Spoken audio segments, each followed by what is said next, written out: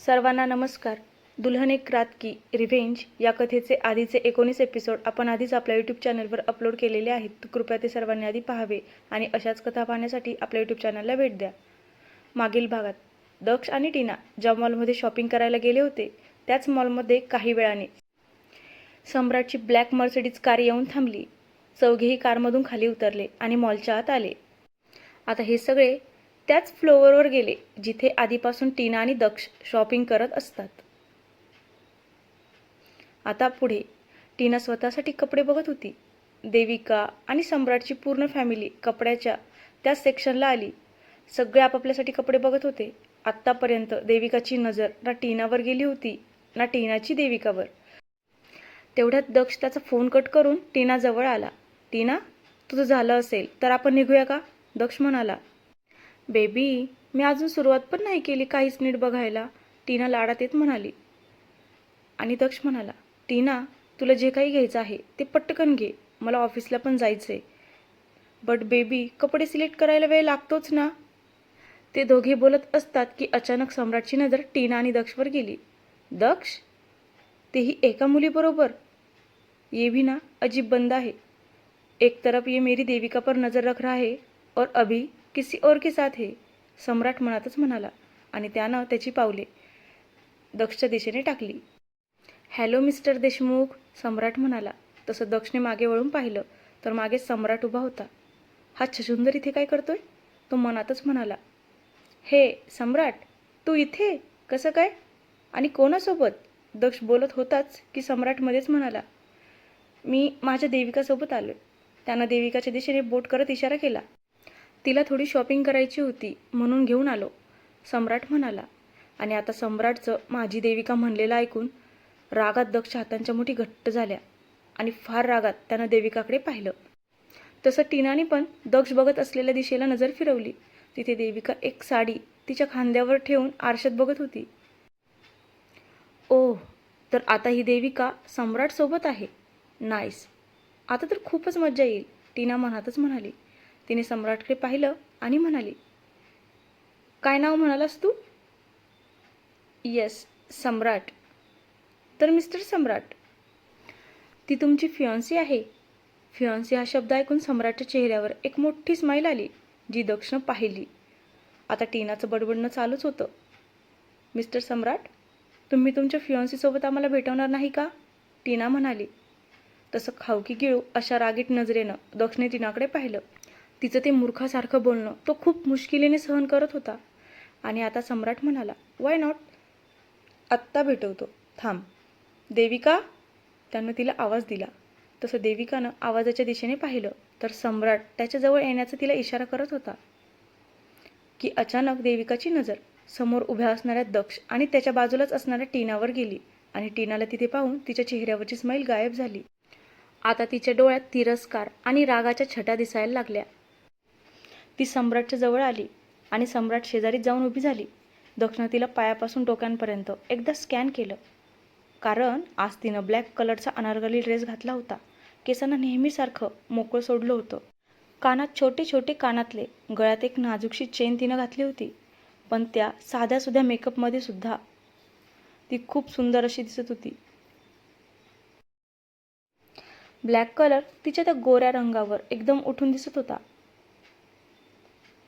सम्राट introduce करत म्हणाला, तर मिस टीना. टीनाने तिचं नाव सांगितलं. तर मिस टीना, ही आहे देविका, तुमची फियॉन्सी, राईट? टीना मध्येच त्याचं वाक्य कट करत म्हणाली. बाय द वे, मी यांची फियॉन्सी आहे, टीना दक्षला मिठी मारत म्हणाली. आणि ते पाहून देविका एकटक दक्षला बघायला लागली. तिचं मन आतून खूप खूप रडत होतं. खूप वेदना होत होत्या तिला. टीनाला असं दक्षला मिठी मारताना बघून.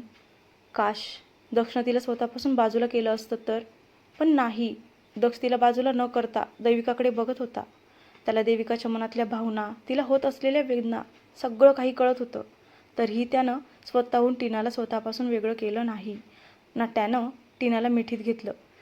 त्याचे हात खालीच लटकत होते. त्यानं टीनाला अजिबात हात लावला नव्हता. आणि देविका मनात म्हणाली, रात को मुझसे प्यार जताने वाला ये इंसान सुबह होते ही गिरगिट की तरह अपना रंग बदल दिया. यामुळेच ह्या माणसाचा चेहरा बघायची इच्छा होत नाही मला. देविकानं रागात तोंड दुसऱ्या दिशेला फिरवलं. दक्ष हे सगळं बघत होता. त्याला समजत होतं तिच्या मनात सध्या काय चाललंय ते. आणि देविका म्हणाली, सम्राट मी जाते, काकू मला तिकडे शोधत असतील. देविका म्हणाली आणि जायला वळाली की तिचा सँडल थोडा वाकडा झाला आणि देविकाचा पाय लचकला. आह! देविका वेदनेनं कळवळली. तसं दक्षने पटकन टीनाला स्वतःपासून बाजूला केलं आणि कोणतीच पर्वा न करता तो तिला सावरायला धावला. पण त्याच्या आधी सम्राट तिच्याजवळ गेला आणि त्यानं देविकाला पकडलं.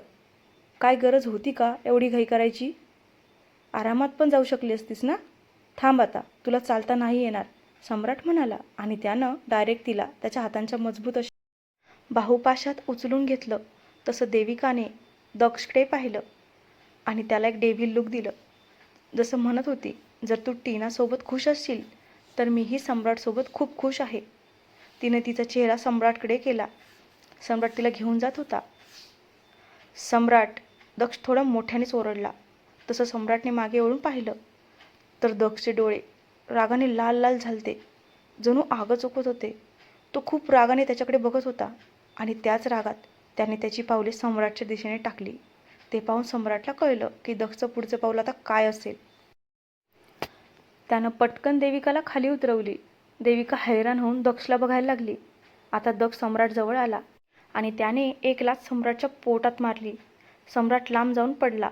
हे पाहून देविकाचे डोळे मोठे झाले. तिने तोंडावर हात ठेवले. टीना पण हैराण होऊन दोघांना बघत होती. असं काय झालं की दक्षनं सम्राटला मारावं? टीना मनातच म्हणाली. आता मॉलमध्ये असणारे सगळे लोक त्यांच्याकडे बघायला लागले. तिथे गर्दी जमली. सम्राट झटकन उठून उभा झाला. आता त्याच्या डोळ्यात सुद्धा रक्त उतरलं. दक्ष पुन्हा सम्राटच्या दिशेने पुढे झाला आणि सम्राट दक्षच्या. दोघांनीही एकमेकांची कॉलर पकडली. दोघेही सारखेच पेटून उठले. कोणीही कोणापेक्षा कमी दिसत नव्हतं ना. दोघांपैकी कोणी मागे हटत होतं. दोघेही डोळ्यांनी एकमेकांना बघत होते. दक्षच्या अंगात साक्षात यमराज अवतरला होता असंच दिसत होतं.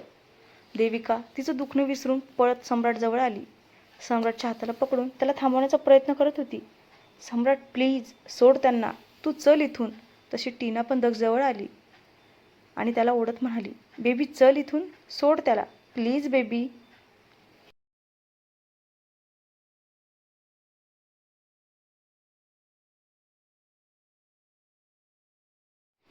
आता त्या दोघांच्या गोंधळामुळे ललिता काकू आणि सम्राटचे डॅड मधुकरराव सुद्धा तिथे आले. तिथे खूप मोठी गर्दी जमलेली त्यांनी पाहिली. सगळे त्यांनाच बघत होते. देविका आणि टीना दोघांच्या हाताला पकडून एकमेकांपासून बाजूला करण्याचा प्रयत्न करत होत्या, पण त्याचा काहीच फायदा होत नव्हता. दोघांनीही घट्ट मुठीत एकमेकांची कॉलर पकडली होती. देविका म्हणाली, सम्राट प्लीज तू तरी समजून घे, चल इथून, सगळे आपल्याकडेच बघत आहेत, तमाशा नको, प्लीज सोड त्यांना. नाही देविका, मी आधी हात उचलला नव्हता, त्यानं उचलला, सम्राट दक्षकडे रागीट कटाक्ष टाकत म्हणाला. तसं दक्षनी त्याची कॉलर सोडली आणि एक बुक्का त्याच्या माथ्यावर ठेवून दिला. सम्राट जवळजवळ पुन्हा खाली पडायला लागला, पण त्यानं स्वतःला सावरलं. दक्ष पुन्हा सम्राटला मारायला पुढे झाला की टीनानं त्याचा हात पकडला. दक्ष बेबी जाऊ दे ना, सोड त्याला. पण दक्षने तिचं काहीच ऐकलं नाही. तिचा हात झटकला आणि जाऊन पुन्हा एका हातानं सम्राटची कॉलर पकडली आणि दुसऱ्या हातानं त्याला मारण्यासाठी हात पुढे केला. तसं देविका मोठ्यानं ओरडली, दक्ष सोड त्याला, ती म्हणाली. तसं त्याचे हात जागीच थांबले. त्यानं सम्राटची पकडलेली कॉलर लगेच सोडली आणि ते पाहून सम्राट हैराण झाला. देविका आणि दक्ष दोघांकडे आळीपाळीने बघायला लागला. टीनासुद्धा चकित होऊन दक्षला बघायला लागली. टीनाने किती वेळा प्रयत्न केलता दक्षला थांबवण्याचा, पण त्यानं तिचं एकदाही ऐकलं नाही आणि देविकाच्या फक्त एकदाच सांगण्यावरून तो थांबला. दक्ष रागात फणफणत मॉलच्या बाहेर निघून गेला. टीनानं देविकावर एक रागीट कटाक्ष टाकला आणि तीही दक्षच्या मागे पळाली. आता देविकानं सम्राटच्या हाताला पकडलं आणि त्याला त्याच्या मॉम डॅड जवळ घेऊन गेली. इकडे दक्षनी टीनाला तिच्या घरी ड्रॉप केलं आणि तो ऑफिसला निघून गेला. आता गाडी पूर्ण रस्ता संपेपर्यंत सम्राट देविकाला न्याहाळत होता. त्याला खूप प्रश्न पडले होते आणि याची सगळी उत्तरं फक्त देविकाकडेच होती. काही वेळात त्यांची गाडी धर्माधिकारी विल्यासमोर येऊन थांबली. सगळे गाडीतून खाली उतरले. विल्याच्या आत गेले. इकडं दक्ष त्याच्या केबिनमध्ये सीदसोबत बोलत सिगरेट फुकत होता. सीद, आज देविकाने मला थांबवलं नसतं तर तो सम्राट कधी जिवंत घरी गेलाच नसता. ती उगाच मध्ये आली यार. त्याची हिंमत कशी झाली माझ्या बायकोला हात लावायची? Enough is enough. खूप झालं. हा सगळा मॅटर पटकन सॉल्व करून लवकरात लवकर मला देविकाला माझ्याकडे आणावं लागेल. आता मी देविकाला तिथे ठेवू शकत नाही, दक्ष म्हणाला. इकडे धर्माधिकारी विल्यात सगळे हॉलमध्ये बसले होते. मधुकरराव सम्राटला रागवत म्हणाले, सम्राट, काय चाललं होतं तिथे? आणि कशावरून तुम्ही दोघे इतके कुत्र्या मांजऱ्यासारखे भांडत होता? तुला माहिती आहे ना दक्ष देशमुख किती मोठी हस्ती आहे ते? तू त्याच्यासोबत दुश्मनी कशी काय करू शकतोस? आपल्याला परवडेल का ती दुश्मनी? आणि सम्राट चिडून म्हणाला, डॅड, आधी त्यांनी हात उचलला माझ्यावर. मी काहीच केलं नव्हतं. त्यांनी असंच थोडी रे तुझ्यावर हात उचलला असेल? खरं सांग सम्राट, नेमकी काय झालं होतं तुमच्या दोघात? आता सम्राटने एक नजर देविकावर केली. तसं देविकानं लगेच तिची मान खाली झुकवली. काहीच नव्हतं झालं डॅड. आणि हात उचलण्यासारखं तर काहीच नव्हतं. पण त्यानं सम्राट धर्माधिकारीवर हात उचलला आणि मी त्यासाठी त्याला असंच नाही सोडणार, सम्राट रागात म्हणाला आणि त्याच्या रूमच्या दिशेने निघून गेला. ते ऐकून मधुकररावसुद्धा चिडून त्यांच्या रूममध्ये निघून गेले आणि त्यांना समजावण्यासाठी त्यांच्या मागे ललिता काकूही निघून गेल्या. देविकासुद्धा तिच्या रूममध्ये गेली.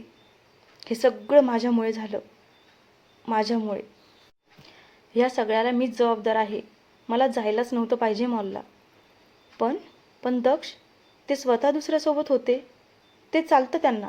आणि मी सम्राटसोबत आलते याचा इतका राग आला. ती विचार करत मनातच बोलत होती की तिच्या रूमच्या दरवाजावर टकटक झाली. तिनं दार उघडलं तर समोर सम्राट उभा होता. आत येऊ शकतो का? त्यानं तिला विचारलं. तशी देविकाने होकारार्थी मान हलवली आणि दारातून बाजूला झाली. सम्राट रूमच्या आत आला. तिच्या चेहऱ्याकडे बघत म्हणाला, देविका, तू दक्षला आधीपासून ओळखतेस ना? त्या दिवशी पार्टीत तू पहिल्यांदा त्याला भेटली नव्हतीस, बरोबर? मी काहीतरी विचारतोय तुला. काय खरं आहे ते सांग मला. तुझ्याकडे कोणी बघितलं किंवा तुला हात लावला तर दक्षला इतका राग काय येतो? मी त्याच्या डोळ्यात पाहिलंय तुझ्यासाठीचं वेडेपण, एक जुनून. बोल देविका. त्यानं तिच्या दोन्ही दंडांना पकडून तिला हलवत विचारलं. देविकाने हळूच तिची नजर वर केली आणि म्हणाली, ते माझे एक्स हजबंड आहेत सम्राट. हे ऐकून सम्राटला एक जोराचा झटका बसला.